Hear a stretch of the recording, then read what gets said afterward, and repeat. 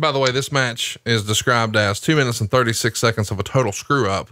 Meltzer would say this was billed as a catch-as-catch-can match. Originally, the ropes were to be taken down for this match, but I guess they decided against it. But the rules remain the first man to leave the ring and hit the floor loses. They're doing some good wrestling when Malenko had a mental lapse and went out of the ring. Tony Schiavone, doing the announcing, said that Malenko had left the ring, so he'd lost the match, but then they went back in the ring like nothing happened. Schiavone was making the point over and over, and you could see referee Charles Robinson get the word the match had already been declared over by the announcers, and he reluctantly rang the bell and declared Kidman the winner. This is where we are, ladies and gentlemen, on a motherfucking pay-per-view. Yes, we are. This is where we are. And in fairness, here's the thing. It's easy for everybody to point the finger at Malenko here, who is a consummate professional and one of the all-time greats when it comes to being an in-ring tactician and obviously a multi-generational wrestler. But if the ropes were down, it would be hard for him to forget.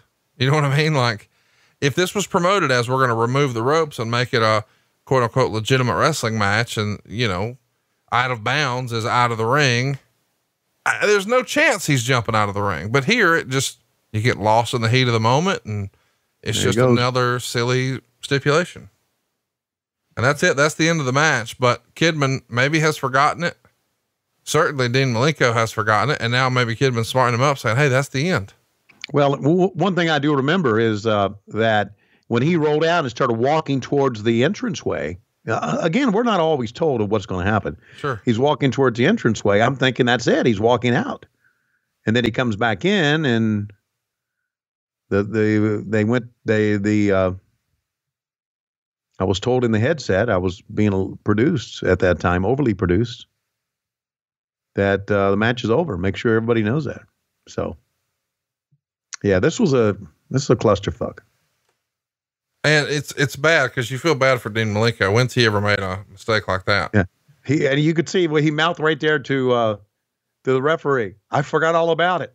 But if the ropes were gone, it wouldn't have happened. Well, you know what?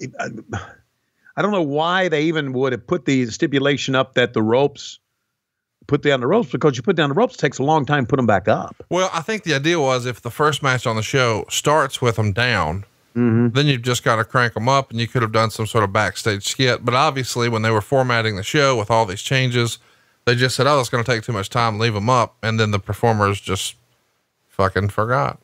And there we go. Dean Malenko, one of the greats, getting paid, thankfully not by the hour, 2 minutes, 36 seconds. And we're done.